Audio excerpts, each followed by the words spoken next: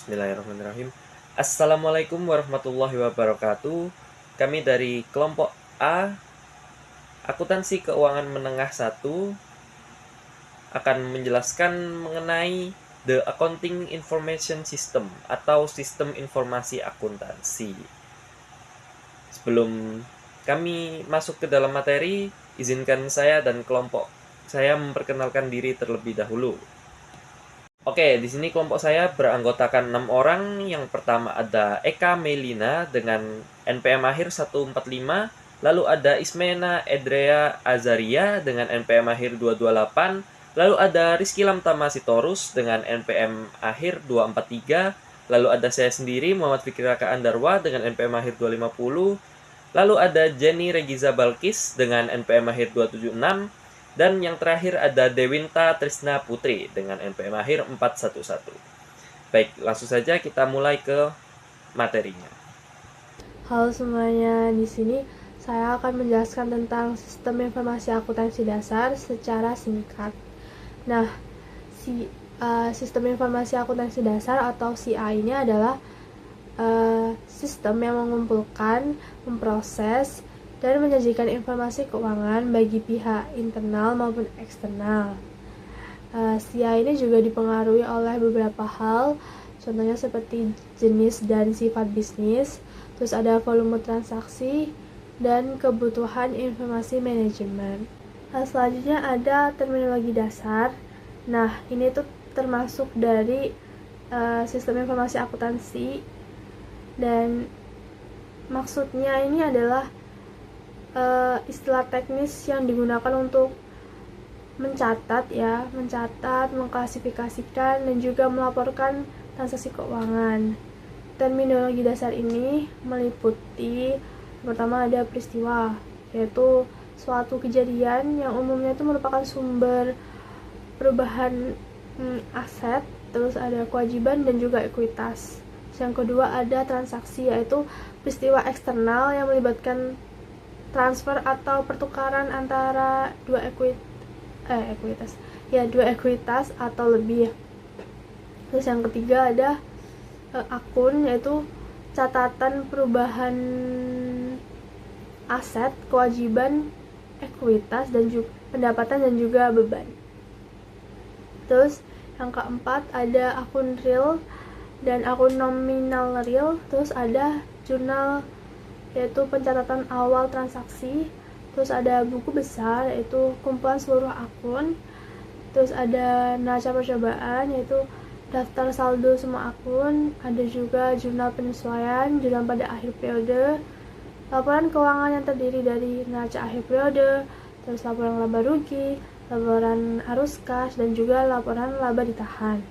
Terus ada jurnal penutup, yaitu proses formal yang menutup akun kembali menjadi nominal 0.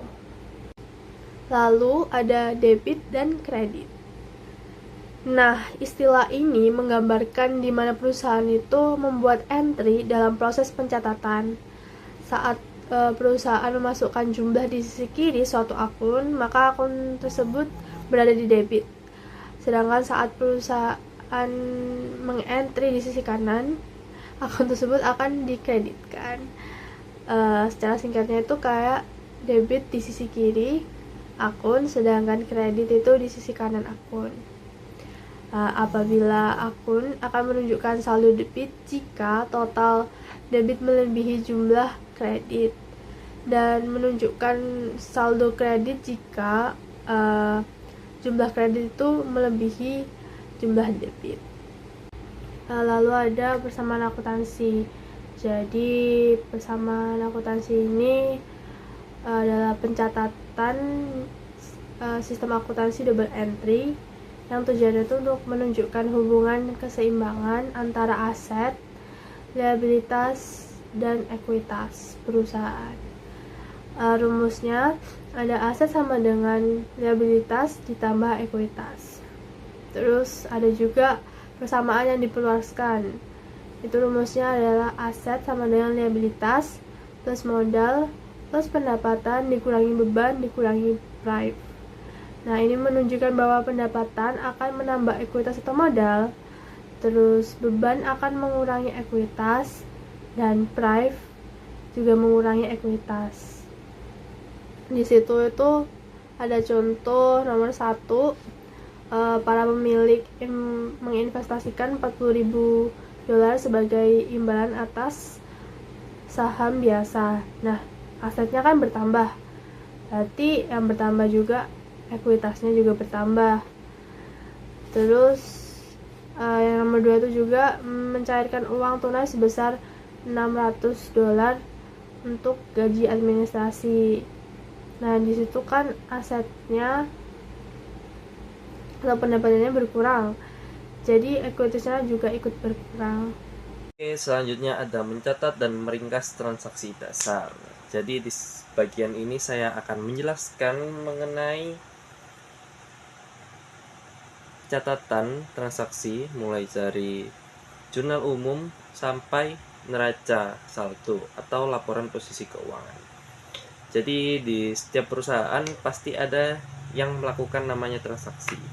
Nah, transaksi itu akan mempengaruhi aset, kewajiban, ekuitas, pendapatan, dan beban.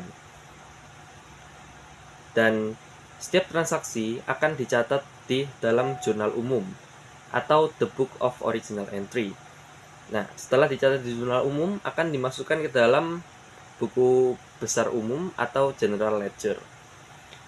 Nah, seperti pada pengantar akuntansi semester 1 tetap sama untuk melakukan pencatatan jurnal umum. Yang pertama ada tanggal, yaitu di situ tertulis 1 September 2022, dan ada judul akun dan penjelasan.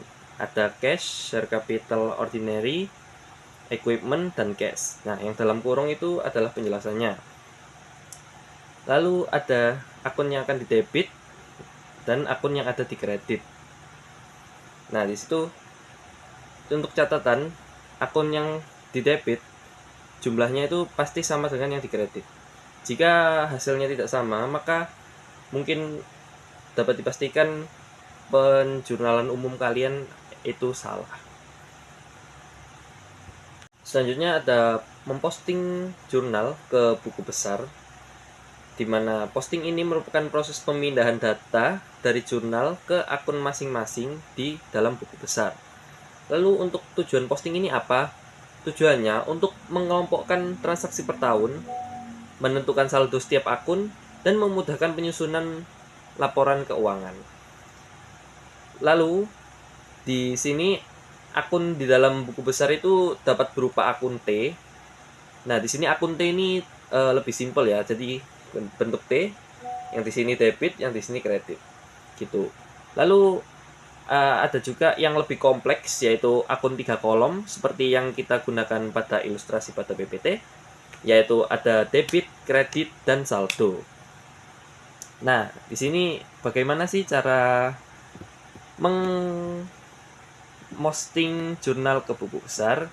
Yang pertama adalah memasukkan tanggal dan jumlah debit ke akun yang didebit. Lalu cantumkan nomor akun pada kolom referensi jurnal yang ada tulisannya ref itu.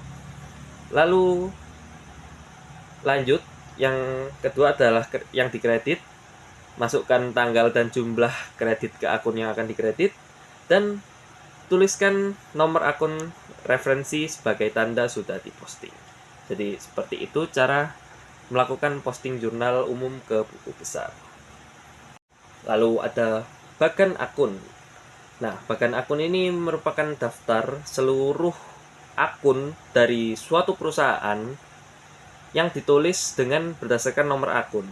Nah, jumlah akun ini tergantung perusahaannya. Perusahaannya ini seberapa besar, yaitu ukurannya seberapa besar, dan tingkat detailnya yang dibutuhkan oleh manajemen. Nah, contoh sistem penomorannya ada di dalam PPT, yaitu aset nomor 11 sampai 199, kewajiban nomor 200 sampai 299, dan sekian-sekian. Nah, celah dalam nomor itu disediakan untuk menambah akun baru di masa depan. Nah, dapat dilihat pada ilustrasi Yazici Adverting Inc. Nah, itu ada bagian akunnya, yaitu ada aktiva dari nomor 101 sampai 158, lalu ada ekuitas nomor 311 sampai 350, ada kewajiban 200 sampai 230, dan ada pengeluaran dari 600 sampai 910 gitu. Oke, yang terakhir adalah neraca saldo. Nah, sebelum masuk ke neraca saldo, di sini sebenarnya ada semua akun di suatu perusahaan, yaitu perusahaan Yasici Advertising AS. Di sini ada jurnal umumnya sama memposting ke Ledger. Itu sebenarnya ada banyak ya akunnya dari awal sampai akhir. Jadi saya ambil yang terakhir aja. Di sini ada account receivable dan cash. Nah, dapat dilihat di neraca saldonya. Di sini kan ada cashnya 80.000. Nah, di sini di debitnya ada 140.000 yang di ini ledger. Lalu yang di kreditnya ada 60.000. Nah, di situ 140.000 dikurangi 60.000 hasilnya adalah 80.000. Nah, jadi untuk cash di sini adalah valid. Nah, sebelum itu saya akan menjelaskan apa itu neraca saldo. Nah, neraca saldo ini merupakan daftar seluruh akun dari suatu perusahaan beserta saldonya pada akhir periode. Nah, penyusunan ini dengan ditulis sama, kolom debit di kiri dan kolom kredit di kanan. Nah, untuk tujuannya itu apa sih? Tujuannya itu untuk membuktikan total debit sama dengan total kredit agar menghindari kesalahan dalam pencatatan di suatu perusahaan tadi. Nah, selain itu tujuannya adalah untuk menjadi dasar penyusunan laporan keuangan. Untuk cara menyusunnya sendiri adalah yang pertama adalah cantumkan semua akun ya dari perusahaan tadi. Nah, di sini di perusahaan Yasici ini ada cash, account receivable, supplies, prepaid, dan lain sebagainya. Lalu, nah ini tadi pastikan totalnya sama. Nah, di rangkuman ini tadi itu karena ini dari buku ya, udah pasti hasilnya sama. Nah, ini ditulis yang debit ditaruh debit, yang kredit ditaruh kredit. Tapi sebenarnya di sini penting untuk dalam catatan bahwa neraca saldo yang seimbang tidak akan menjamin bebas dari semua kesalahan. Kadang ada akun yang mungkin salah catat atau transaksi yang tidak dicatat atau salah jumlah tapi tetap seimbang, atau mungkin ada double atau double dalam catatan itu tadi. Nah, jadi intinya neraca saldo adalah pencatatan akhir untuk menentukan keseimbangan laporan keuangan tadi. Selanjutnya kita akan membahas tentang jurnal penyesuaian. Pada kali ini terdapat 3 poin penting. Yang pertama tentang akun-akun yang dicatat dalam jurnal penyesuaian yang akan diakumulasikan pada akhir periode. Yang kedua adalah tujuan dari pencatatan jurnal penyesuaian adalah menentukan keakuratan dalam laporan keuangan. Dengan keakuratan tersebut, laporan keuangan pada perusahaan akan dapat diakumulasikan dengan cukup baik. Yang nantinya ini juga berkaitan dengan poin ketiga yang berguna dalam pengambilan keputusan untuk kebijakan perusahaan secara berkala. Nah, pada pembahasan selanjutnya kita akan masuk dalam penyiapan jurnal penyesuaian seperti salah satu contoh soal berikut. The insurance expense is increased 500 and the asset prepaid insurance is decreased 500. Di mana prepaid insurance tersebut telah digunakan senilai 500.000. Yang maknanya akun sebandingnya adalah insurance expense nilai 500.000. Sehingga dalam pencatatan jurnal penyesuaian akan dicatat insurance expense di debit senilai 500.000 dan juga prepaid insurance di kredit senilai 500.000 yang dilampirkan dalam insurance expired, artinya insurance yang telah terpakai. Hal ini akan berguna dalam aktivitas atau penentuan aktivitas dalam laporan keuangan pada satu periode tersebut secara berkala. Selanjutnya, ada menyusun jurnal penutup, neraca saldo setelah penutupan, dan jurnal kembali. Jurnal penutup yaitu jurnal yang mengurangi saldo akun nominal atau akun sementara menjadi nol untuk mempersiapkan akun pada transaksi periode berikutnya. Urutan jurnal penutup yang pertama, ada akun pendapatan ditutup dengan akun ikhtisar laba rugi. Yang kedua, ada akun beban ditutup dengan akun ikhtisar laba rugi. Yang ketiga, ada laba atau rugi bersih dicatat menggunakan akun laba ditahan ditutup dengan akun ikhtisar laba rugi. Dan yang terakhir, ada akun dividen ditutup dengan akun laba ditahan. Lalu ada neraca saldo setelah penutupan. Adalah daftar saldo seluruh akun real atau akun permanen dalam buku besar yang disusun setelah jurnal penutup, diposting guna memastikan keseimbangan debit dan kredit sebelum memulai periode akuntansi baru. Yang terakhir ada jurnal pembalik. Jurnal pembalik adalah jurnal yang dibuat pada awal periode akuntansi baru untuk membalikkan jurnal penyesuaian tertentu dari periode sebelumnya. Jurnal ini bertujuan untuk menghindari perhitungan ganda dan mempermudah penutupan buku yang bersifat opsional. Contoh akun-akun yang biasanya ada di jurnal pembalik yaitu beban dibayar di muka, pendapatan diterima di muka, beban yang masih harus dibayar, pendapatan yang masih harus diterima, dan pemakaian perlengkapan. Selanjutnya ada laporan keuangan untuk perusahaan perdagangan. Yang pertama ada laporan laba rugi. Laporan laba rugi menunjukkan kinerja keuangan perusahaan selama satu periode dengan mencatat pendapatan dan beban. Penjualan bersih dikurangi harga pokok penjualan menghasilkan laba kotor, lalu dikurangi biaya penjualan dan administrasi, hingga diperoleh laba sebelum pajak. Setelah dikurangi pajak penghasilan, diperoleh laba bersih sebesar 12.200 sebagai hasil akhir kegiatan usaha perusahaan. Lalu selanjutnya ada laporan laba ditahan. Laporan laba ditahan menjelaskan perubahan saldo laba selama satu periode. Laba bersih dapat ditahan dalam perusahaan atau dibagikan sebagai dividen. Pada contoh perusahaan Ciner atau Siner, saldo awal ditambah laba bersih lalu dikurangi dividen 2.000 sehingga saldo akhir menjadi 26.400 per 31 Desember.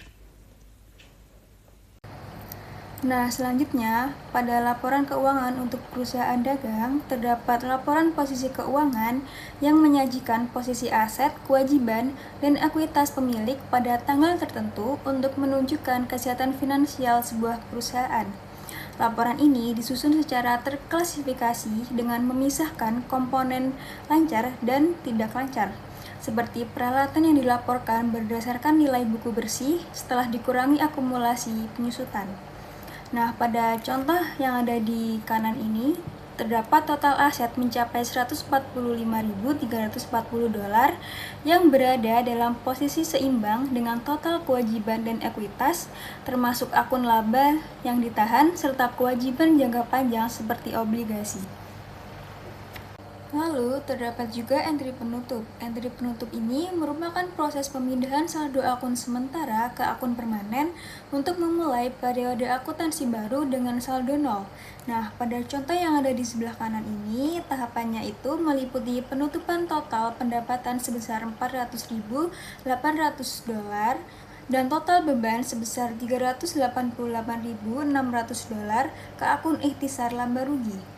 Hasil akhir menunjukkan pemindahan laba bersih senilai 12.200 dolar ke saldo laba yang kemudian dikurangi dengan penutupan akun dividen sebesar 2.000 dolar untuk mencerminkan posisi ekuitas akhir perusahaan yang akurat.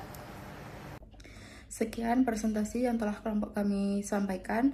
Untuk kurang lebihnya mohon maaf. Wassalamualaikum warahmatullahi wabarakatuh.